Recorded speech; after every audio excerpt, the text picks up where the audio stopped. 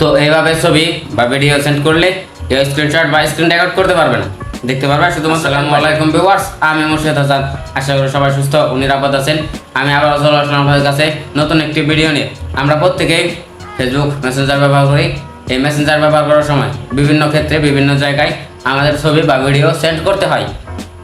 অনেক সময় দেখা যায় যে সেই ছবি বা ভিডিওগুলো ভাইরাল হয়ে যায় বা কেউ লিক করে দেয় বা বিভিন্ন সমস্যা হয়।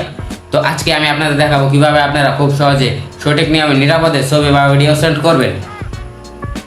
তো এই পদ্ধতিতে ছবি বা ভিডিও সেন্ড করলে কেউ স্ক্রিনশট বা স্ক্রিন রেকর্ড করতে পারবে না, দেখতে পারবে শুধুমাত্র একবারই।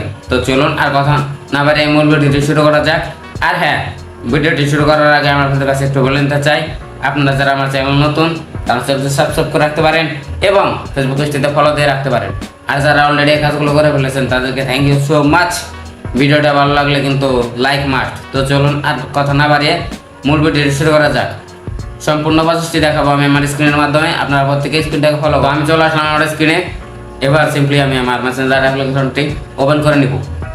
তো মেসেঞ্জার অ্যাপ্লিকেশনটি ওপেন করার পর আপনাদের ফ্রেন্ড লিস্টে যারা যারা আছে সকলকে এখানে দেখাবে।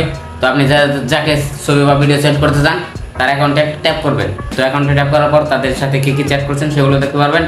তো নিচে দেখবেন গ্যালারি এবং ক্যামেরা আইকন আছে।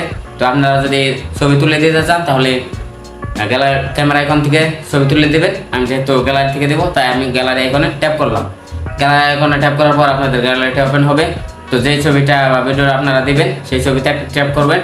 তো তারপর নিচে দেখেন সেটিংসের আইকন এবং ওয়ান্স লেখা আছে।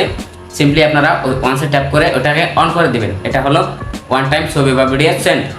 এটা যদি করে দেন তাহলে যাকে আপনি ছবি বা ভিডিওটা সেন্ড করবেন সে স্ক্রিনশট বা স্ক্রিন রেকর্ড করতে পারবে না এবং ছবিটি দেখতে পাবে শুধুমাত্র একবারই।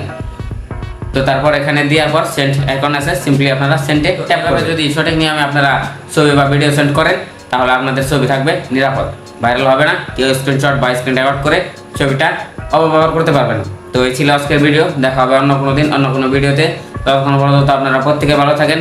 আসসালামু আলাইকুম।